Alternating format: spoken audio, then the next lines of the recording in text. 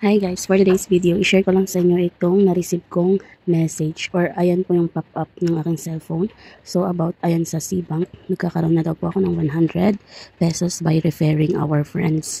Kung wala ka pang Cbank account, maglagay na lang ako ng link sa description box or sa comment section. Sakto, 3 days ago gumawa ako ng account from Cbank. Gumamit din ako ng referral code sa pag-register. Di pa ako naka-receive ng 50 pesos. Naalala ko sa pag-register ko 3 days ago, hindi ako na-approve agad. And then, kinabukasan na ako nakapaglagay ng 1K. So, ito na nga, naka-receive na tayo ng dalawang 100 from referring. Or sa pag-invite mo ng paggawa din ng kanilang account dito sa Cbank. Gustuhan ko din talaga tong Cbank dahil araw-araw tumutubo yung pera mo. Marami din siyang pa-cashback like sa pagbabayad mo ng mga pay bills, buy loads at iba pa. Pag-register naman dito, pwede mong i-connect yung inyong Shopee account or pwede ka namang number lang mag-start mag-register. So ayan, pagka-click mo nga ng refer and earn, click mo lang yan. Ito yung makikita, referral code, pwede natin i-copy or pwede natin i-click itong invite friends para link yan siya para ma-share natin. Ayan.